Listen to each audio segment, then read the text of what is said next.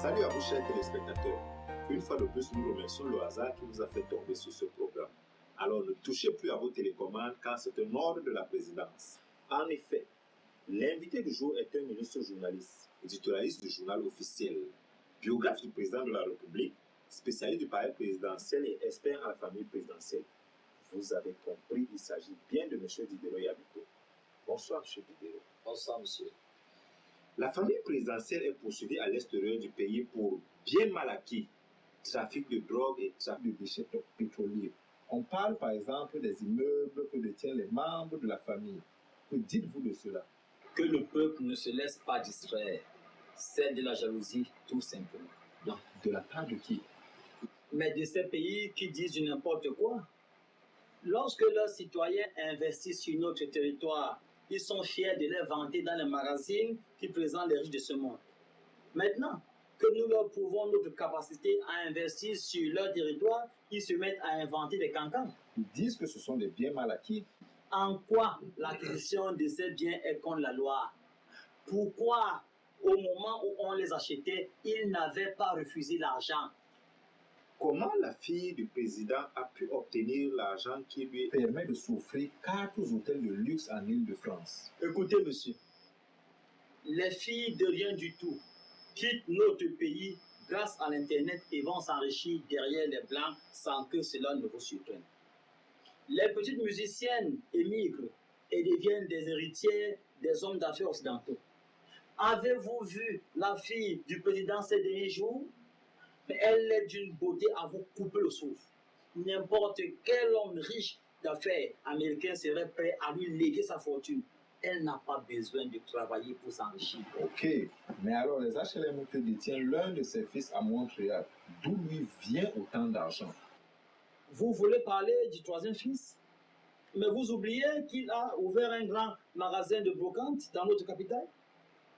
Eh bien, sachez qu'il détient une importante société de collecte d'ordures en Europe.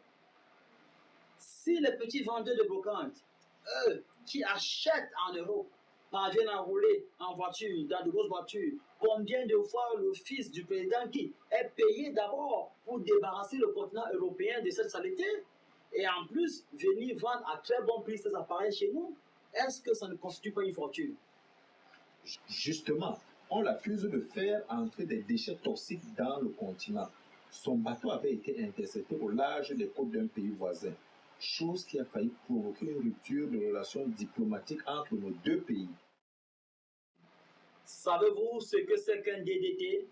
Eh bien, c'est un agent important pour la lutte contre les moustiques.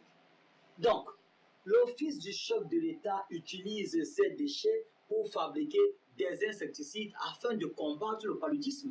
Mais c'est que ces produits sont toxiques, ils sont très dangereux. Que croyez-vous? Que pour tuer le moustique, il faut leur pomper du parfum Yves Saint Laurent? Il est dit que l'épouse du président possède un yacht d'une valeur inestimable et 2 supermarchés en Californie. Comment peut-on justifier ces avoirs? Mais c'est simple. Si les Européens n'ont pas la notion de remerciement, chez nous, elle existe. Monsieur Anselme, lorsque vous recevez des invités de marque chez vous, après qu'ils ont dégusté les repas concoctés par votre, que font-ils? N'est-ce pas qu'ils lui gratifient de quelques billets de banque en signe de remerciement? Imaginez donc le nombre d'invités de marque que l'épouse du chef de l'État a reçu voilà plus de 10 ans. Est-ce que ça ne peut pas constituer une fortune? Le président possède une grande firme de tabac en Amérique latine. Comment a-t-il pu l'acheter? Le chef de l'État a un salaire.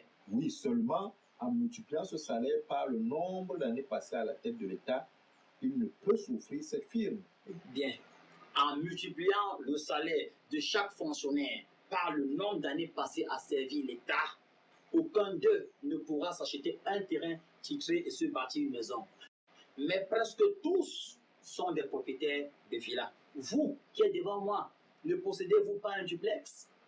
Ce ne sont pas les fonctionnaires qui sont poursuivis, mais le président qui a une plainte déposée contre lui au tribunal pénal international où on l'accuse de trafic de chanvre indien. Ce sont des balivernes. C'est ce que vous dites. Pourtant, une photo circule dans le net où son champ de chanvre a été filmé par les satellites européens. C'est parce que vous ne connaissez pas les vertus de cette terre. Chez nous, elle s'utilise pour fertiliser le sol en vue de faire une bonne production. Voilà pourquoi le chef de l'État a fait ce champ. Il y a eu cette semaine une bonne nouvelle pour la famille présidentielle, la naissance du premier petit-fils. Vous l'avez dit, bonne nouvelle pour la famille, mais aussi pour la nation tout entière, qui tient la possibilité de profiter de l'ADN de cet illustre homme à travers son petit-fils. On a vu effectivement une partie de la population défiler vers les églises pour remercier le ciel de ce cadeau. Sauf qu'un scandale vient de ternir cette joie à travers la plainte qu'une citoyenne dépose contre le président dans les tribunaux occidentaux.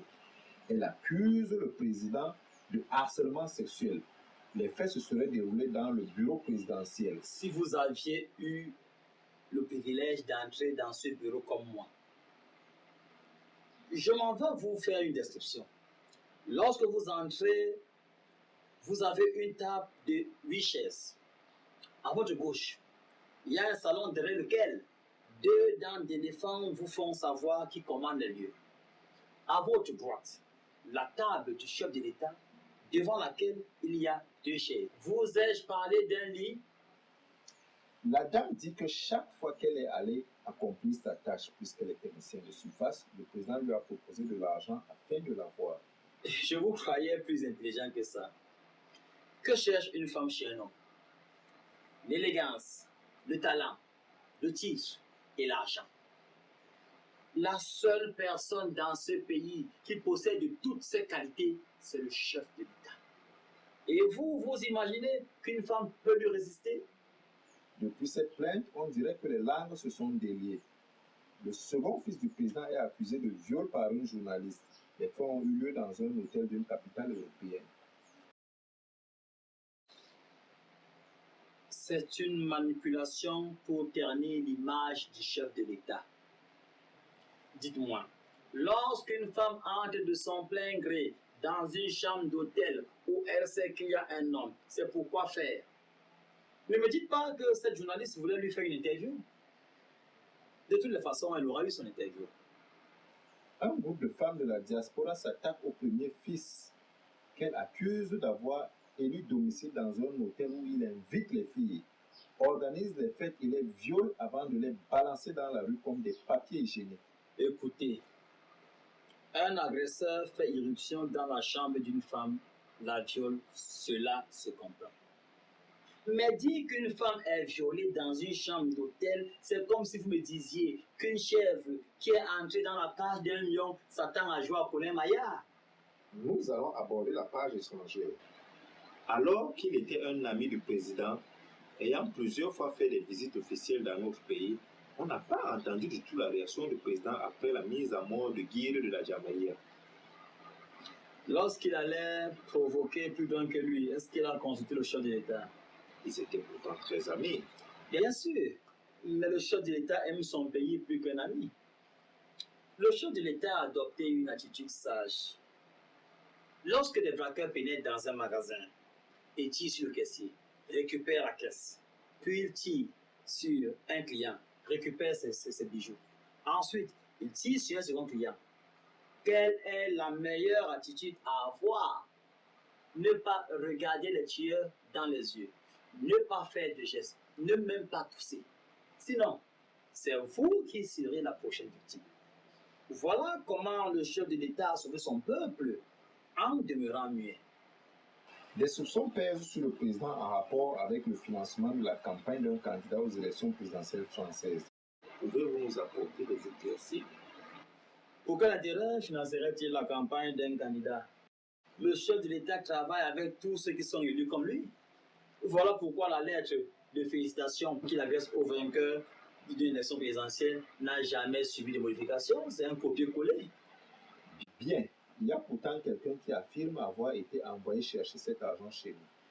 Ce monsieur propre, aujourd'hui, vous a-t-il dit qu'il n'a pas remis la totalité de l'argent qu'il était censé transporter? C'est donc vrai qu'il y a eu une transaction. Le chef de l'État a des amis comme tout le monde.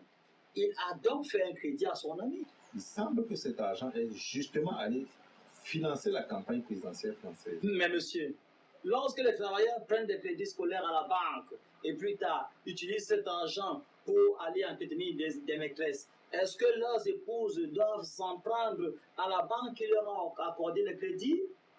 De quoi accuse-t-on le chef de l'État? Si le président peut accorder autant de crédits aux étrangers, pourquoi ne pas faire la même chose avec les habitants de ce pays? Le chef de l'État l'a fait.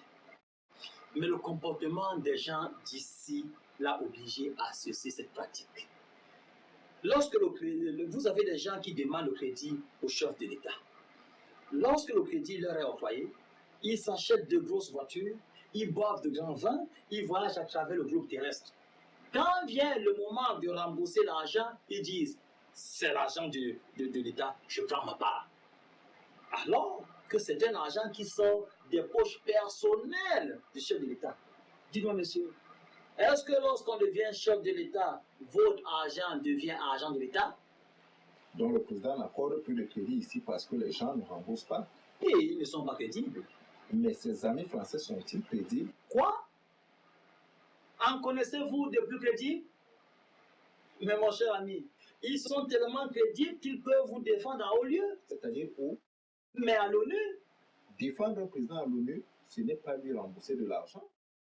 Que dites-vous?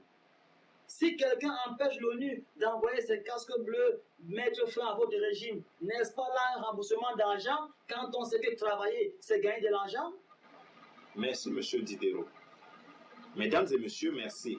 Notre émission touche à sa fin. Seulement, souvenez-vous bien, ne touchez pas à vos télécommandes, éteignez plutôt vos téléviseurs parce qu'il y aura une coupure d'électricité.